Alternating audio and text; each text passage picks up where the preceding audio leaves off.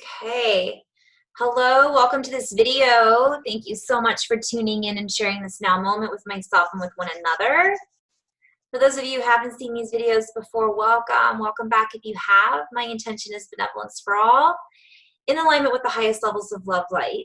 I'm going to just do a quick energy update. Well, I say that. I don't know how long it's going to be.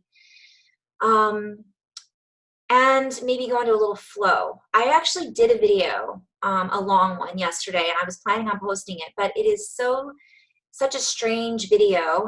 This is me saying that, that I'm not sure if I'm going to post it yet, meaning it was in a space of a lot of plays on words, things I need to write down, ancestral language, very grandmother energy came through. From my ancestors, so I have to sit with it a bit before I share it and perhaps do some editing to kind of condense it a little bit. So I wanted to just go in that because what I'm finding is I wanted to share that with you guys because things are changing for all of us. They've been changing.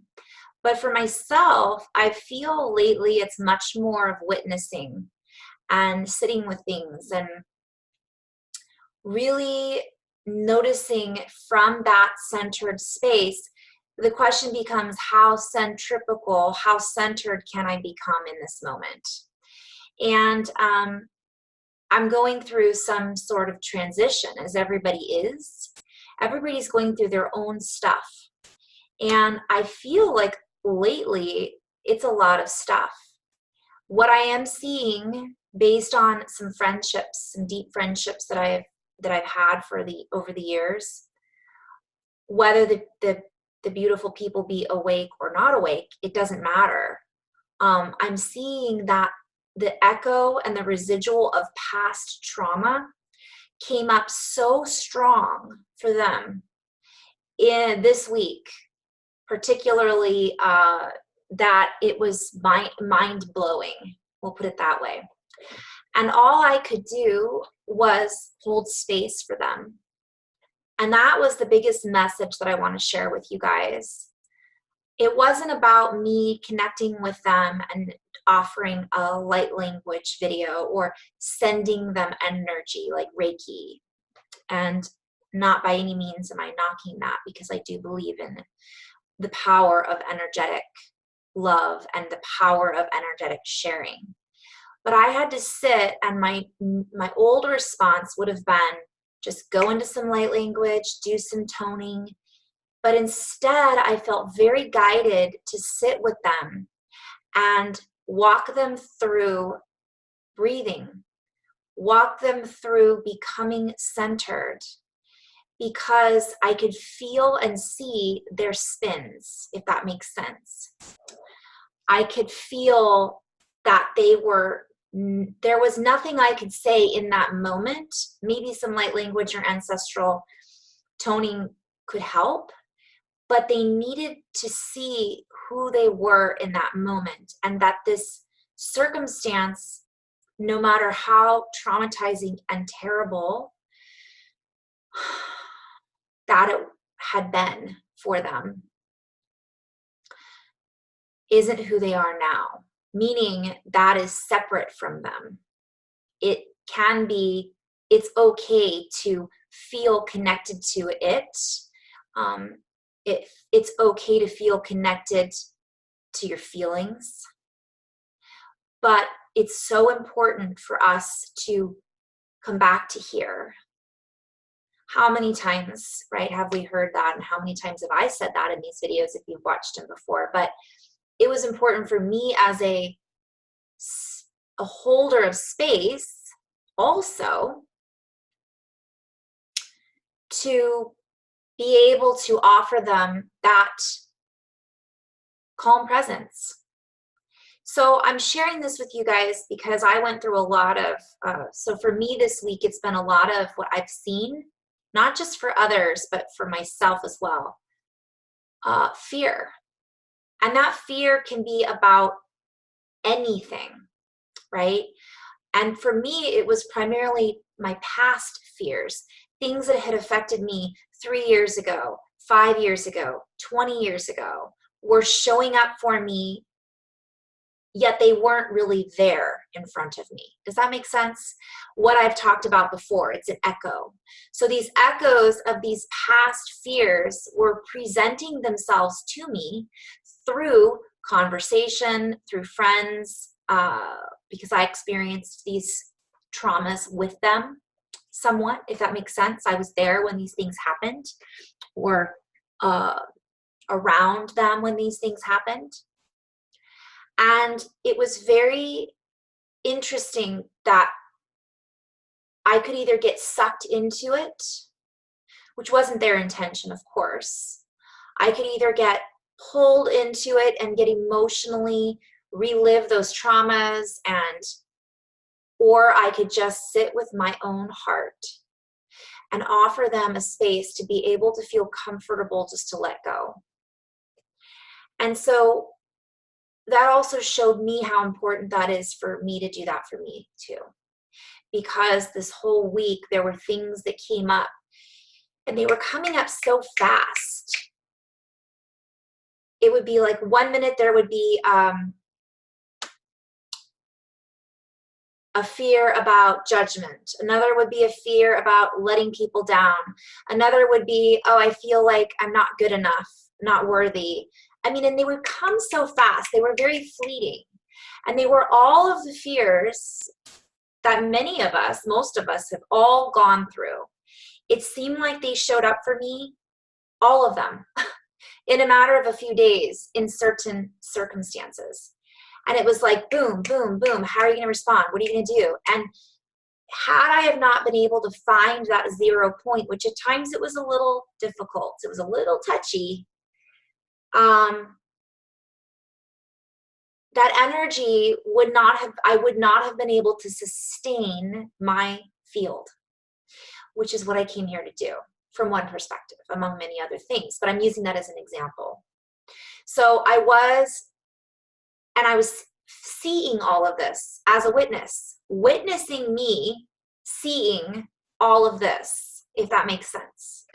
And I'm sharing this with you guys as a very heartfelt expression that we're all going through things from one time, from one day, from one moment to the next moment. And it really is about being present and holding space for ourselves and for the people that are experiencing this around them. There were moments that I felt very pulled in multiple directions. Not to mention, I had some things come up about, you got to get organized. You got to get the ball rolling on this. So I'm going to take it to the less, the 3D aspect came through. You've got this starting, in 2 weeks. You got to line all this up, and you got to talk to this, and you've got these appointments, and you've got these sessions. And it was everything. All of a sudden, I had to sit with that and go, okay, that's the old energy, that wave, that reverberation, that convergence, right? That is the ripple effect that I'm feeling. And that isn't who I am anymore. I am not afraid of fill in the blank, because that would mean that I'm giving my power away to that fill in the blank, whatever that is. And just having that realization was powerful for me, and I wanted to share that with you guys. The other thing that was really powerful and in regards to that was, as a light worker and a healer, I don't even really like to use that term. I like light worker, that's fun. Light sharer, that's more fun for me, because it feels like sometimes we think we're always working towards something.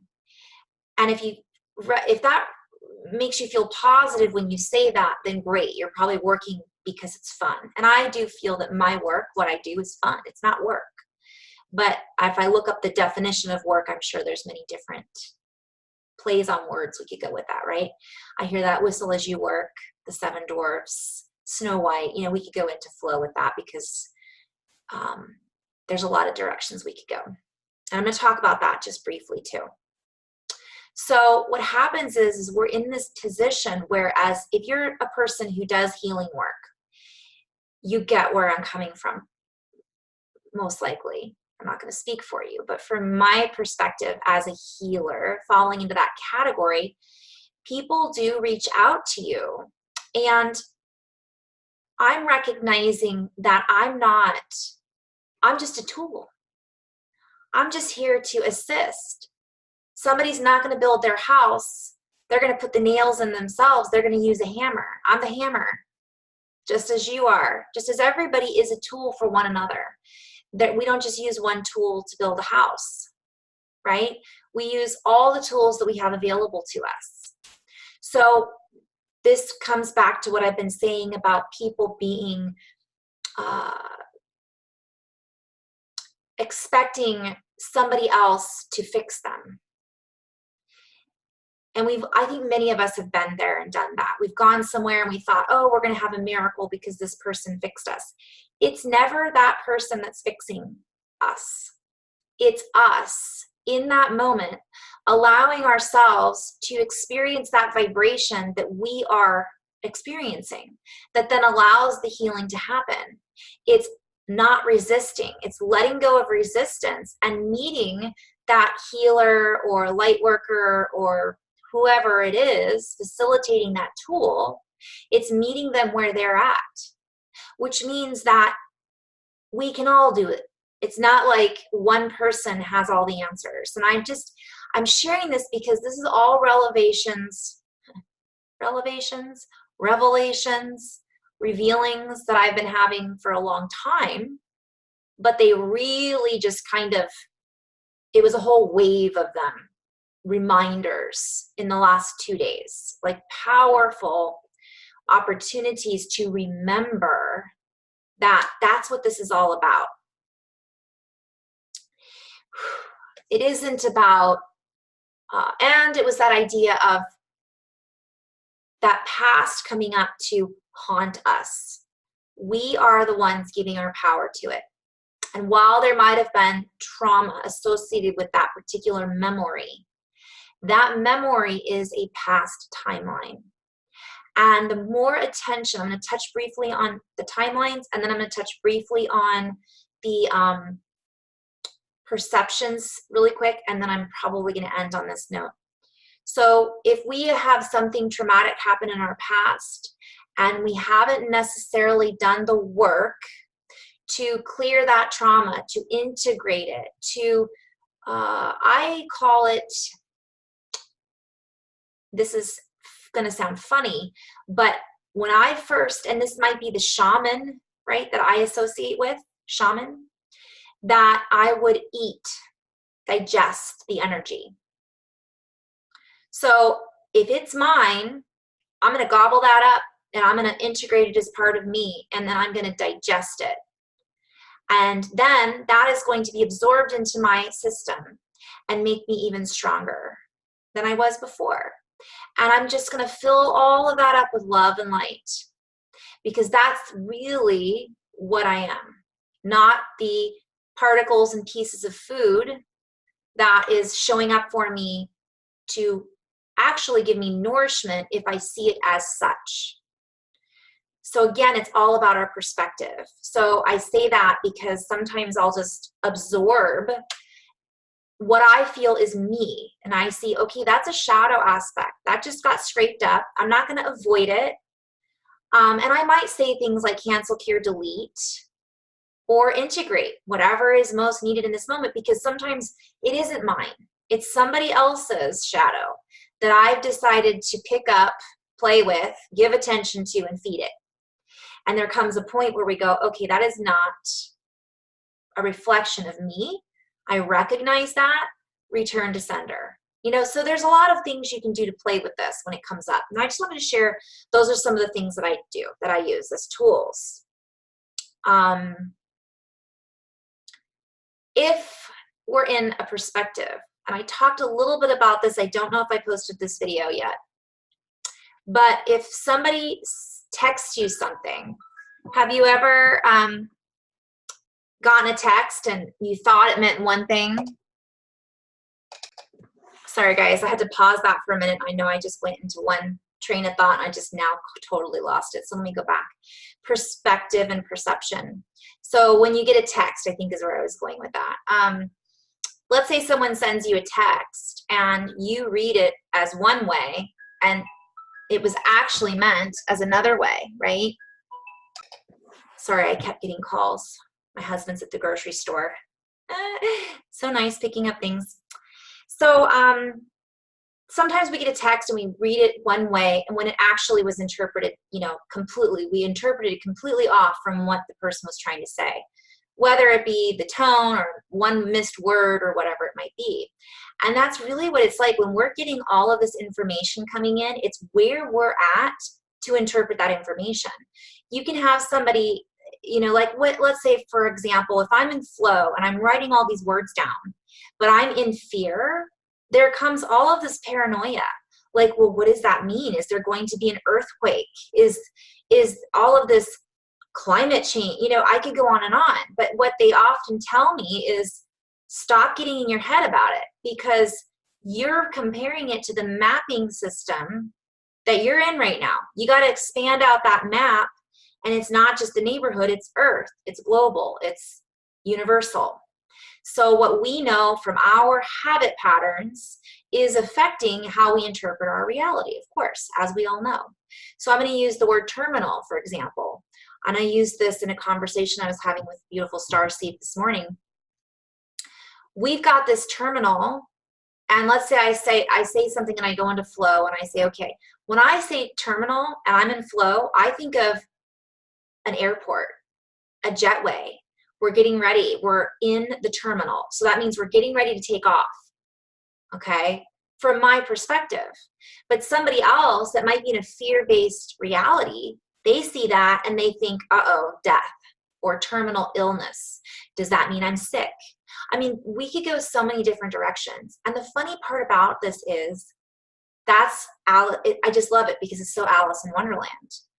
And yes, we could feed into any of those directions. We could feed into any of those terminals, those ports, those jacks, those outlets. And we could feed those and take it down that path if we want to. And raise our cortisol and go into all of these different perspectives. And I'm not saying that that's wrong, because that might be where we are at, what we need to see, and how we need to unravel our reality in that moment.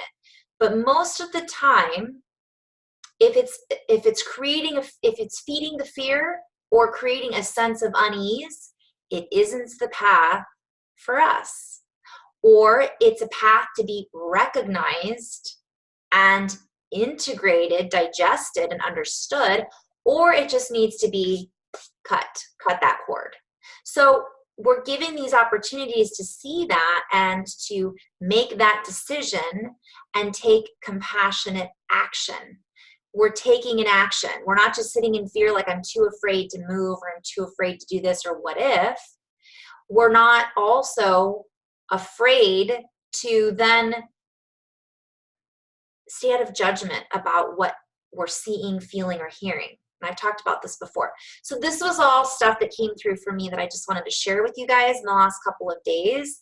A lot of energy, a lot of shadow, a lot of, and I'm not even going to call it shadow, I call it echoes of the past shadows that resurfaced to give us a little tickle and to ask us, where do you want to play? Do you want to go back into this? And I saw it come up again and again. And most of the time I was able to recognize this isn't where I'm at anymore. This isn't who I am. And this isn't something, and bless it, send it on its way. Send me on my way. What is that? Rusted root. So for those of you that were in it hardcore and you're able to come out and feel this from a compassionate witness, that's amazing. And that's what it's all about. That's what's so beautiful about waking up to our own empowerment. And I want to share too that I wasn't always this way. I wasn't always seeing things from this perspective. I was in it for years where I fed that Don't feed the monster. I would feed it, because that fear is addictive. Why do you think people go and watch scary movies? Because it makes you feel something. And it's adrenaline, and it's addictive.